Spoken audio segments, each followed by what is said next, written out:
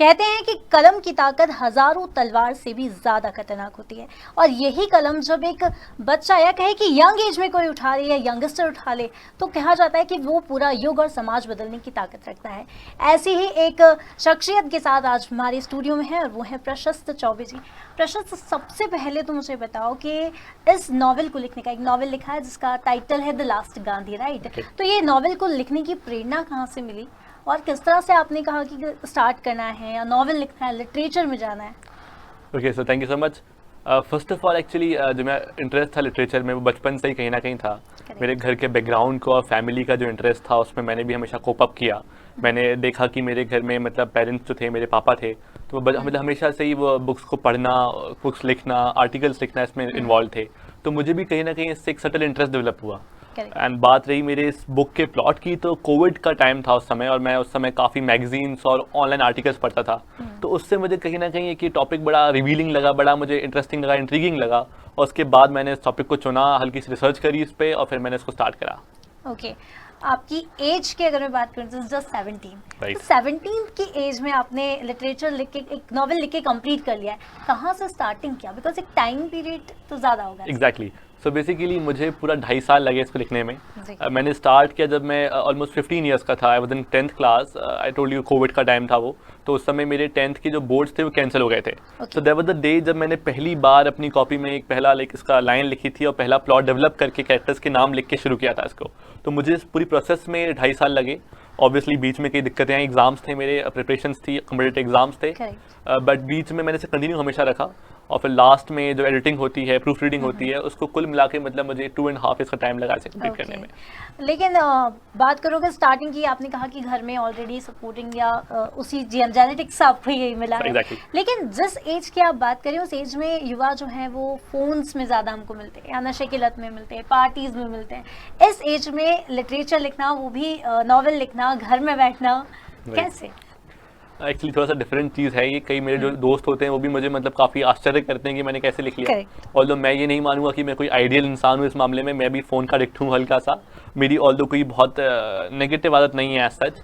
The thing is कि मुझे लगता है कि कुछ प्रोडक्टिव करना हमेशा अच्छा होता है। और दूसरी चीज़ ये थी कि जब आपका इंटरेस्ट किसी चीज़ में हो तो आप ऑटोमेटिकली उसके पीछे आप काम करते हैं, क्योंकि आपका एक बेसिक डोपामिन जो होता है वो तब मिलता है जब हम कुछ अच्छा काम करते हैं, जब हम कुछ अपना ऐसा काम करते हैं जो उससे हमें खुशी मिले। और अगर आपको खुशी ही अपने किसी काम से या किसी अपनी ऐसी हैबिट से मिलेगी जो आपको इम्प्रूवमेंट की ओर ले जा रही है, तो that's a very positive sign I think. And वही मेरे साथ रहा, ये चीज़ रही। And I always had this zeal in myself कि कुछ लिखूँ मैं, कुछ खुद का क्रिएट करूँ मैं, क्योंकि मैंने देखा है कि बहुत लोग अच्छा काम करते हैं, कम्पिटिट करते हैं, कुछ हासिल कर लेते हैं, लेकिन खुद की कुछ रचना करने की जो मतलब कला है या जो क्षमता है वो बहुत कम लोगों में होती है। तो आई थिंक खुद का क्रिएट करने का एक सुख जो है वो मुझे इसको करके मिला। राइट। नॉवेल का नाम है द लास्ट गांधी। लेकिन ये प्लॉट कैसे रिवेल करता है? कहते हैं हर एक चीज के पीछे स्टोरी होती है, तो क्या स्टोरी हमें द लास्ट गांधी में मिली? तो ये बिल्कुल अच्छा वैलिड क्वेश्चन है, क्योंकि मुझसे बहुत लोग आजकल ये चीज़ पूछ रहे हैं कि द लास्ट गांधी का मतलब क्या है, द लास्ट गांधी कौन है। तो आई थिंक इसका कोई आंसर नहीं है। द लास्ट गांधी एक मतलब पॉलिटिक्स पे लिखा गया एक टीनेजर का व्यू है, एक अभी के जो कंडीशंस है उस पर करा गया एक सटायर हो सकता है। और मतलब ऑब्वियसली काफ़ी रिवीलिंग है ये नाम, कई चीज़ें जुड़ती हैं इस नाम से, बट मैंने किसी भी पर्टिकुलर इंसान या समाज या एक पार्टी के लिए नहीं लिखा है ये। मैंने सिर्फ एक पॉलिटिकल विचारधारा लिखी है। और जैसे कि नाम में गांधी आता है तो हम सब जानते हैं कि गांधी नाम की भारतीय राजनीति में कितनी अहम भूमिका रही है। तो उस नाम से मतलब एक पॉलिटिक्स से हमारा कनेक्शन दिखाता है ये नॉवेल। जैसे आपने कहा कि पॉलिटिक्स से कनेक्शन दिखाता है, चुनाव भी आने वाले हैं, राइट? एमपी में भी एंड ऑल अराउंड बात की जाए तो लेकिन चुनाव से कहीं ना कहीं इस बुक का कोई कनेक्शन है। और जैसे कि आपने बात कही कि द लास्ट गांधी रेफर करता है एक पर्टिकुलर नेम को, मैं उस नेम को अगर लेकर चलूं तो क्या राहुल गांधी के ऊपर एक पंच है ये? ओके, तो first of all I think मेरी जो उम्र है वो 17 साल की है, तो मैं अभी हमारे कानून के हिसाब से भी वोटिंग के लिए मान्य नहीं हूँ। तो आई डोंट थिंक कि मेरी कोई पॉलिटिकल विचारधारा अभी है, या मैं किसी पॉलिटिकल पार्टी को सपोर्ट करता हूँ या किसी विचारधारा को सपोर्ट करना चाह रहा हूँ या किसी को मैं हानि पहुँचाना चाह रहा हूँ। मेरे लिए बड़ा ही ये मतलब स्ट्रेट वे है, जो न्यूट्रल रास्ता मेरा है ये। ऑब्वियसली मतलब मैं ये नहीं कहूँगा कि मैंने किसी इंसान पे ये चीज़ लिखी है, बट हाँ अगर आप कोई पढ़ेगा तो हमेशा हम जो कहते हैं ना कि मतलब लिटरेचर में जो पढ़ता है Right. वो अपने फॉर्म में उसे इंटरप्रेट करता है, उसके पास आज़ादी होती है कि वो उसे पढ़ के अपने हिसाब से उसे माने, उसे समझे, राइट। Right. तो वो चीज़ होती है, तो कहीं ना कहीं प्रिजम्पटिव है और मतलब इंडिकेटिव है ये। अगर आप पढ़ेंगे इसको तो आपको ज़रूर लगेगा कि मतलब मैंने किसको वो करने की कोशिश करी है, बट आई थिंक मैं वो खुद बोलूँ उससे बेहतर है कि लोग इसे पढ़ के खुद Right. समझें वो चीज़। राहुल गांधी की जब मैं बात करती हूँ तो आपने कहा कि पर्सपेक्टिव अभी हमारा है नहीं वैसा, लेकिन फिर भी एक पर्टिकुलर व्यक्तित्व की अगर मैं बात करूँ तो व्यक्तित्व आपको कैसे लगता है? आइदर इट्स नेगेटिव और पॉजिटिव, बट कुल मिला के वो उसका कैरेक्टर कैसा है? बिल्कुल, तो मेरा एक बहुत ही सिंपल व्यू है राहुल गांधी को लेके। जैसा मैं किसी और पॉलिटिकल इंसान को देखता हूँ, फिगर को देखता हूँ, वैसे मैं उनको देखता हूँ। और मैंने कहीं ना कहीं जीके पढ़ने के दौरान और मतलब अपनी जो रीडिंग की आदत है उसके दौरान कई बार उनके बारे में पढ़ा है, मैंने उनका परिवार के बारे में पढ़ा है, मैंने उनकी लेगेसी के बारे में पढ़ा है। तो मतलब मुझे कहीं ना कहीं ये लगता है कि मतलब वो एक अच्छे इंसान हैं और वो जो काम करते हैं वो अच्छा है। हर सिक्के के दो पहलू होते हैं, तो हम वो देखते हैं हमारे देश में जो चल रहा है उनको लेके, जो भी उनके लोगों के विचार होते हैं विपरीत होते हैं उसमें। बट मेरा ऐसा कोई भी बहुत कट्टर विचार नहीं है उन्हें लेके। मैं उन्हें एक अपना एक पॉलिटिकल आइकन मानता हूँ और मैं उनको एक काफ़ी हाई रिगार्ड में उनको लेता हूँ। जी, देखा जाए तो आर्टिकल लिखने के लिए कहते हैं एक मैच्योर दिमाग की ज़रूरत होती है। जब भी हम किसी लेखन कार्य में जुटते हैं या लिटरेचर लिखते हैं, नॉवेल लिखते हैं, आर्टिकल्स बनाते हैं, तो जब भी कभी हम लिखते हैं तो बड़े बुजुर्ग भी कह गए हैं कि हम लिखेंगे तो अनुभव उसके लिए बहुत ज़रूरी है। लेकिन जहाँ तक एज की बात की जाए तो उस एज में उतना अनुभव नहीं है, लेकिन डेफिनेटली एक नॉवेल लिखना बड़ी बात है। उसके लिए प्रेरणा कहाँ से मिली? बिल्कुल सही बात है। तो मैं ऐसा नहीं कहूँगा कि ये नोवेल मेरे साहित्य से जुड़ाव का पहला नमूना है।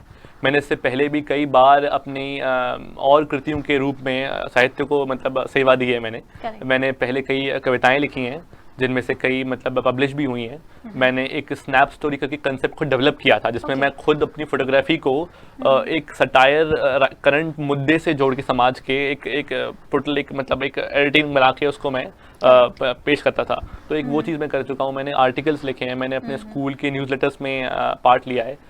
लिटरेरी सोसाइटी थी मेरे उसमें स्कूल में एक थी, तो मैंने उसमें भी अपना हमेशा बराबर से पार्टिसिपेट किया, उसका मैं लीडर बना था बाद में। तो मैंने मैंने इस पर जुड़ाव रहने की कोशिश करी है। बाकी आई थिंक कुछ लिखने के लिए बहुत इंपॉर्टेंट पार्ट होता है कि आप पढ़ते कितना हो। आपकी रीडिंग, आपकी जो रीडिंग स्किल्स हैं वो बड़ा इंपॉर्टेंट मैटर करती हैं। एक बहुत महान इंसान ने कहा है कि अगर आपको 50 पेज लिखने हैं तो पहले आपको 500 पेज पढ़ने पड़ेंगे उसके लिए। तो आई थिंक मेरा जो रीडिंग की आदत थी उसने बहुत हेल्प किया है मुझे। मैंने कई राइटर्स को पढ़ा, मैंने कई सारे आर्टिकल्स पढ़े, मैंने कई सारी बुक्स पढ़ी हिंदी इंग्लिश दोनों को मिला के। तो आई थिंक उससे मुझे एक सही रास्ता मिला और सही मार्ग मिला आगे बढ़ने के लिए, लिखने के लिए। कहते हैं कि कलम भविष्य बनाती है, युग का निर्माण करती है, नींव रखती है। अपनी इस नॉवेल से आप लोगों को क्या शिक्षा देना चाहते हैं? और कहीं ना कहीं कहते हैं कि कोई भी कहानी वो लास्ट में प्रेरणा देती है, एक मोटिवेशनल एक ऐसा कॉट होता है जो लोगों को अट्रैक्ट करता है। आपकी इस नॉवेल में ऐसा कौन सा फैक्टर है जो लोगों को प्रेरित करेगा? तो मैं तो ये नहीं कहूँगा कि मेरी स्टोरी से कोई मोरल निकलने वाला है, क्योंकि एक फिक्शन कहानी है ये, तो इसमें कोई मोरल ड्राइविंग इसमें नहीं है। बट मैं यही कहूँगा कि मैं मतलब एक बुक लिखने के माध्यम से मैं संदेश देना चाहता हूँ कि जो हमारा देश है, हमारे देश में हम जानते हैं कितना हमारा गहरा और कितना हमारा मतलब रिच हेरिटेज है, कितना रिच लिटरेचर हमारे पास रहा है। पर मैं आजकल देखता आ रहा हूँ एक प्रवृत्ति चल रही है हमारे देश में कि हम लोग कम्पीट कर रहे हैं, हम लोग अच्छा काम कर रहे हैं।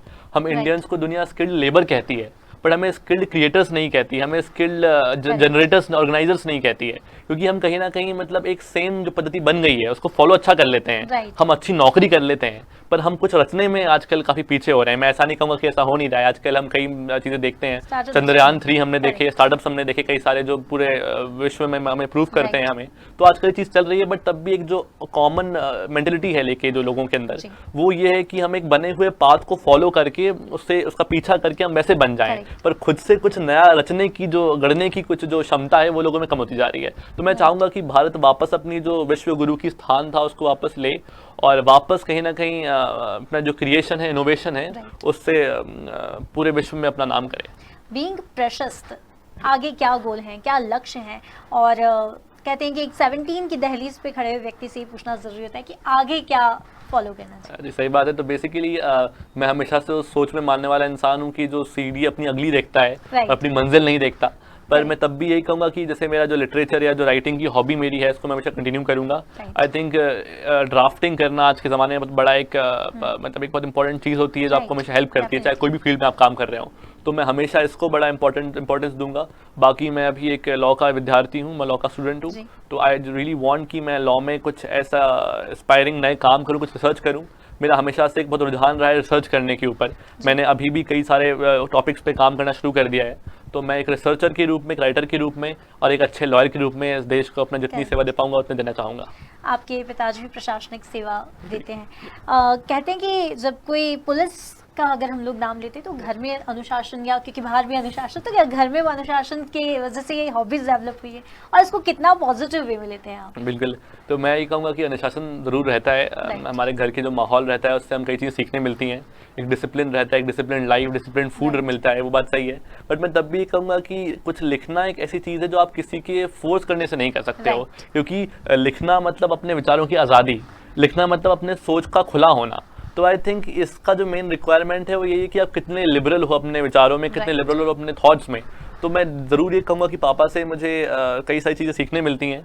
उनकी लेखन कला से मुझे बहुत इंस्पिरेशन मिलता है और उनके मुझे बहुत मोटिवेशन मिलता है। मुझे अभी तक एक किस्सा में शायद आता है कि जब मैं छोटा था तो पापा की पोस्टिंग बुधनी में थी। वो एक छोटा सा सब डिवीज़न है, तो वहाँ पर बहुत गर्मी होती थी। तो मुझे याद है कि पापा दिन भर काम करके आते थे घर पे, और मतलब हम सब लोग एसी के कमरे में बैठ के टीवी देख रहे होते थे। तो वो दिन भर काम करे, थके हारे होते थे, तब भी वो बाहर के कमरे में बैठ के पसीने में अपना लिटरेचर का काम करते थे, क्योंकि उनको लिखने के अंदर इतना शौक था, उनको इतना अंदर अपना जज्बा था लिखने का कि अपने दिन भर के थके शेड्यूल होने के बाद भी वो अपना लौट के अपना जो लिटरेचर पर उसको कंट्रीब्यूशन देते थे।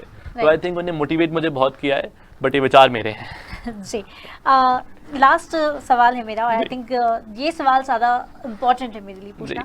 जब हम कोई लिटरेचर की बात करते हैं, नॉवेल की बात करते हैं, आजकल की चीज़ें जो हैं वो कहीं ना कहीं मोर देन दैट कि हम लोग लिख रहे हैं, किसी पर कटाक्ष होता है, किसी पर एक सीधा तंज होता है। आपने कहा कि ये नॉवेल तो नहीं है, लेकिन क्या भावी प्रशस्त जो है वो दुनिया को बदलने के लिए इस तरह की नॉवेल्स जो है वो मार्केट में अभी आएंगी, लॉन्च होंगी, क्या कुछ माइंड में है?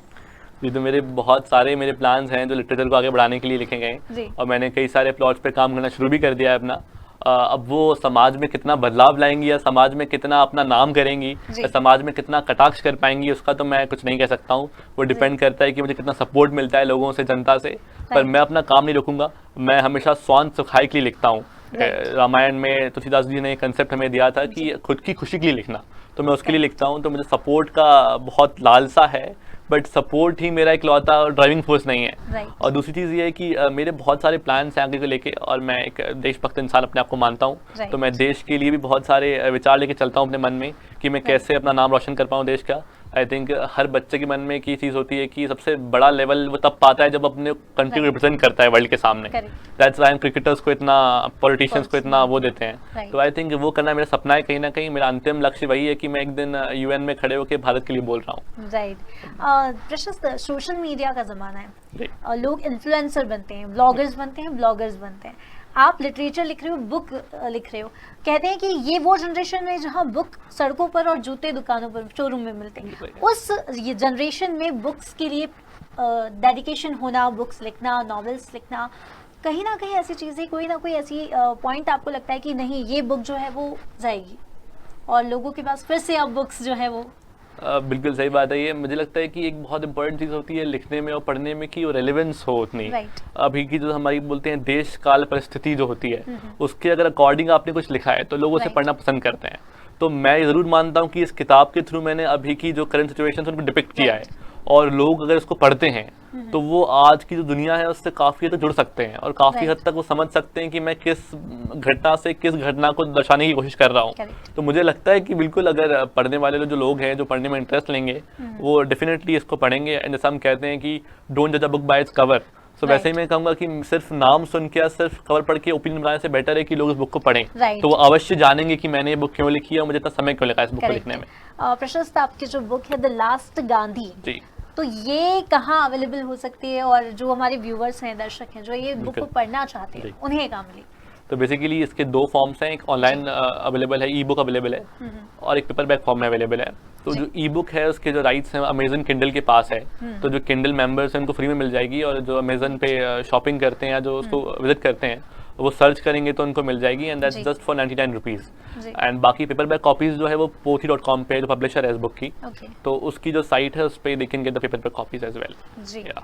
जानकारी के लिए आपको बहुत बहुत धन्यवाद और हमें समय देने के लिए भी। Thank you so तो ये much. थे मेरे साथ प्रशस्त। देश और दुनिया की खबरों के लिए आप देखते रहिए खबर मध्य प्रदेश छत्तीसगढ़।